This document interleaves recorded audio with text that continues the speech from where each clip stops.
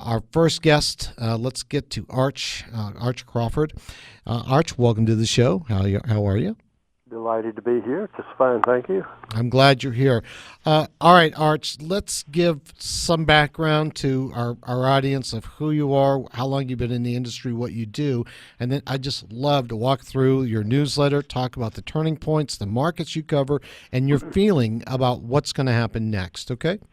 Okay, sounds good. I was started watching the market when I was 13 years old and did my first trade when I was 14.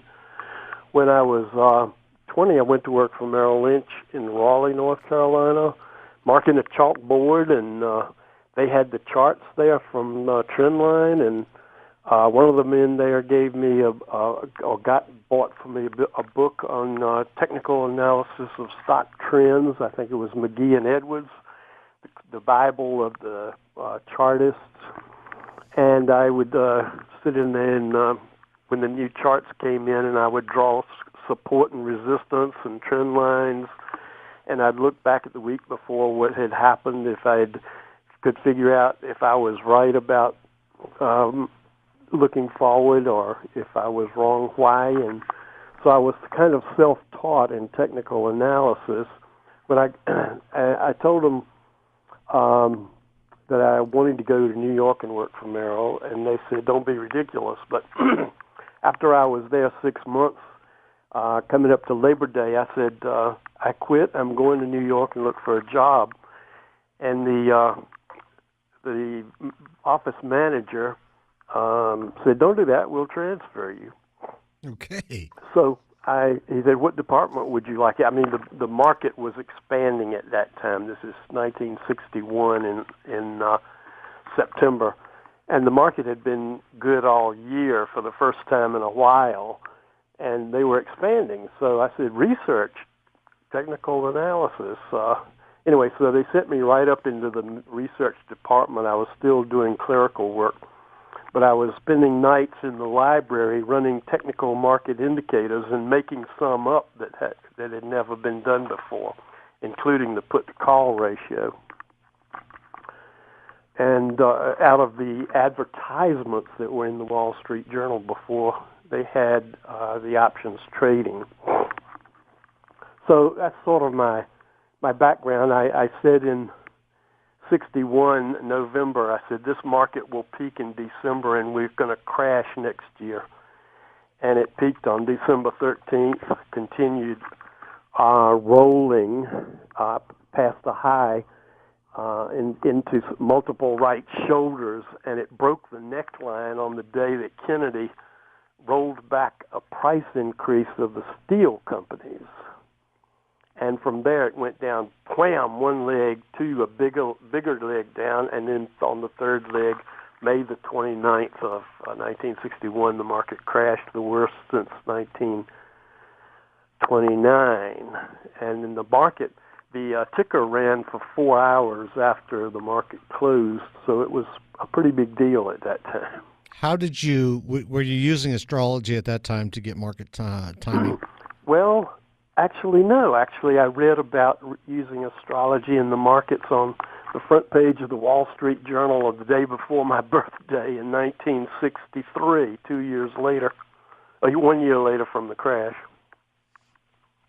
Now, what are we? Let's dive into your newsletter right now. On the front page of your newsletter today, you've got highs, NYSE 52-week highs, and you're measuring all kinds of things in this newsletter. But when we talked before the show, let me peel back a little bit. You're looking for continued rally in the stock market, and I'd like to understand what your thinking is there, and also if you have any big pivot points that we need to be aware of between now and what you're thinking could be the momentum top.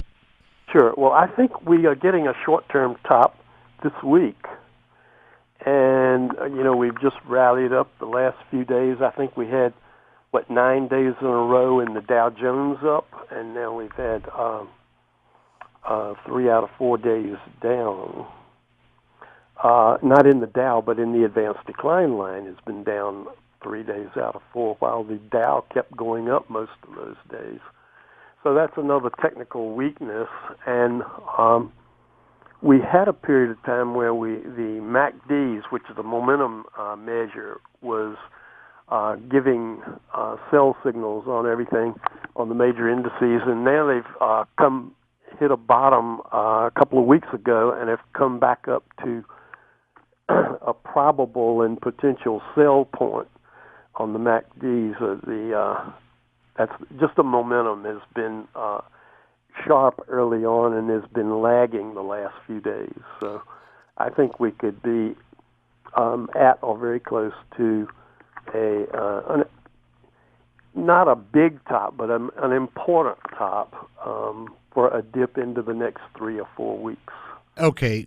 After which a sharp my astro cycles are sharply higher into December the 2nd, and the one of the most important cycles tops there. But I doubt that will top the market, since December has probably one of the best performing months, and I suspect we'll hit the momentum high December the 2nd, give or take 2 or 3 days, and top the markets out in sometime in December, maybe when the FOMC meeting takes place in the 14th of December, or maybe waiting until the late December, or possibly January. I'm saying that the long-term top will probably be December or January. Okay, December of this year? Yes. Okay. All right. Then let me get into this pullback that you mentioned. 8%, 10%, anything of that significance, or do you have some specific support numbers you want to put out now? Yeah, in the previous letter, in the September 5th letter, I was looking for 4.5% to 8.5% decline, and I'm still looking for that. Now, the world situation is so crazy that anything could happen anytime. In other words, it's not a good projection or prediction atmosphere here. The world situations are rapidly developing and potentially dangerous. So things could happen anytime. But my projections on the astro work and the technical work are usually pretty good. And so I'm going to stick with that, and I'm going to trade it that way unless, there are radical shifts that starts breaking downside support rapidly and in increasing momentum and volume. That would be a bad sign. And if it starts just breaking up through more things it's been breaking up to new highs a lot here, but it's been on low momentum. Arch, we need to take a break for a minute, and we'll continue the conversation on the other side, all right? Sure thing. All right, we'll be right back with Arch Crawford. You've been listening to Arch Crawford, CrawfordPerspectives.com, Michael Yorba on CEO Money. We're going to cover more on the other side of this break. This segment brought to you by Tycon Partners.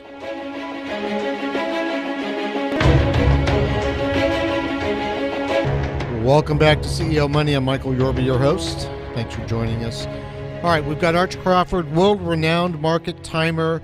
He has been in this industry for quite a while. He's called every market crash top and bottom, not only on his newsletter, but also on major news networks. All right, Arch, welcome back to the show. Thanks for being here.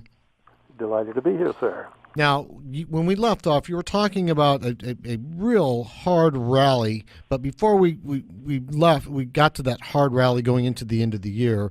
You're talking about the pullback. Can you give the audience kind of a feeling for the number, either Dow or S&P, on this pullback? Because that would be a tremendous buying opportunity should that low hold, and everybody's ready for the Christmas rally anyway.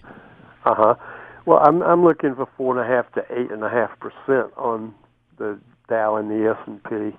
I hadn't figured out what those price levels would be right here. There's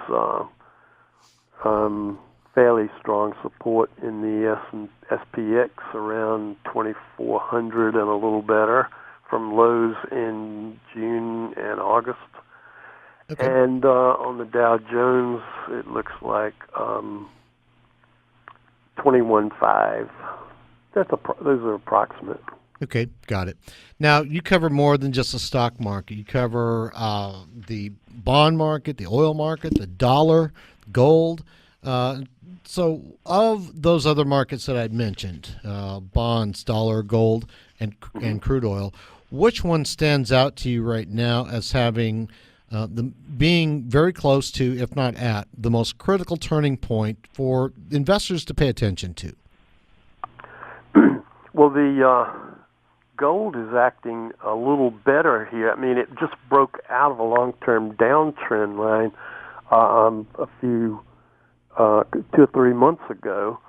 Went up to I forgot what it was. Now I'll look at the daily just a second.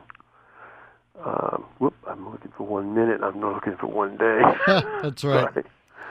Okay, here it is. All right, it has rallied back up to about to the 50-day moving average, which is about 1,300.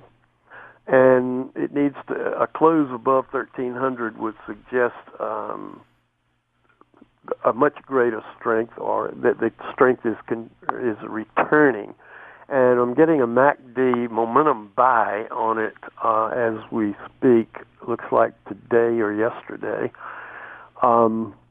Which is, I like the gold and the silver. I was waiting for them to get back down to a support level around possibly as low as 1250, but it looks like it's bouncing now off of about 1260, and it's now 1291. So the dollar... So it's looking better than it has in a while. That tells... I still want to see a close over 1315 maybe. Okay, all right. And with gold looking to rally and potentially breaking out on this side, that leads me to ask you the question about the dollar. Do you see continued downside there? Well, the dollar is slipping moderately today, down 42 cents on the dollar index that's traded. And that's at 93.08, but it is holding above its 50-day moving average, and it has been consolidating sideways since late July. So it looks like it's trying to form a bottom. If it forms a good bottom, we could get a rally. Well, the 200-day moving average right now is above 97. So we could get a 4 to 5 point rally in the that would be also about 4 or 5% since it's in the 90s. Okay. Or maybe 6.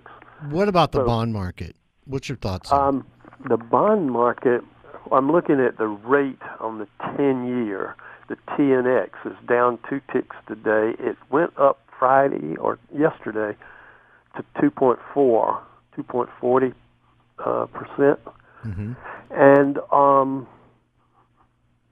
I think it's getting a little toppy here. I don't trust that the Fed will be able to keep raising rates like they want to. Now, I'm pretty sure that they're going to do it on December 14th meeting announcement, but that might begin to top the market out. That's my projection at this time, that they will not be able to go much higher on the percent, on the interest rates, and which means that the rates will pull back and the bonds will go higher. Okay. Let's talk about the different timing.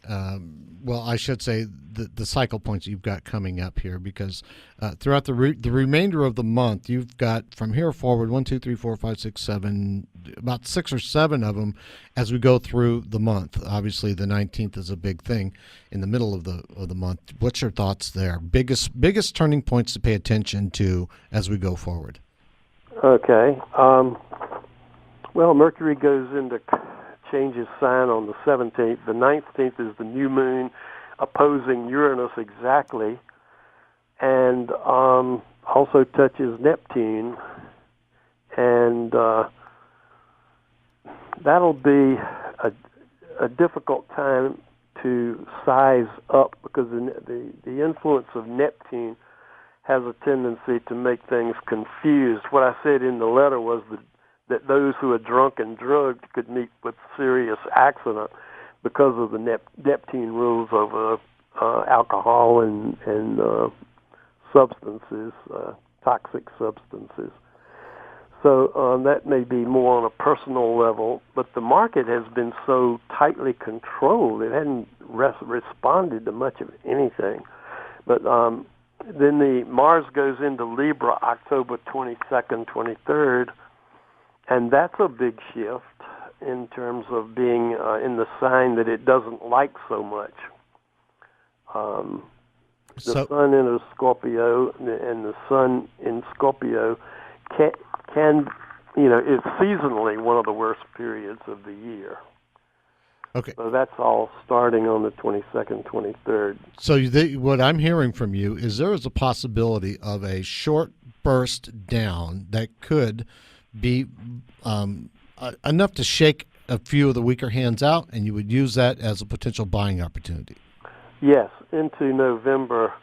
I'm not sure exact. I haven't highlighted an exact low point, but it should be very late October or very early November. Now, the full moon is in November the 4th, and that's a super moon, which means it's near the perigee or close to the Earth, so that the tides on the Earth will be at a kind of a higher than normal maximum.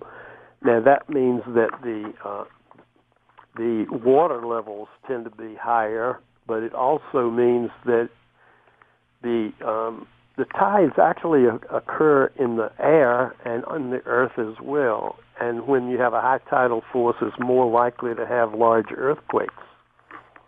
So I think we could see, like some really major earthquakes on November 4th, give or take 3 days. Okay, so we could have some natural disasters as well as some financial disasters, if you will, some depending on the magnitude.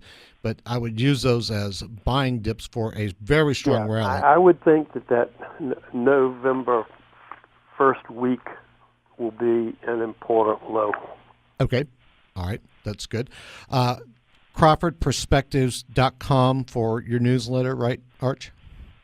Yes, that the newsletter is Crawford Perspectives, and the website is CrawfordPerspectivesRunTogether.com. Great. We've got to go. Arch, you've been a great guest. Thank you for being on my show. Thank you. Appreciate you having me. My pleasure. All right, that's Arch Crawford, CrawfordPerspectives.com. It's Michael Yorba, host of CEO Money. Thank you for joining us. We'll be right back on the other side of this break. And you've been sponsored by Tycon Partners.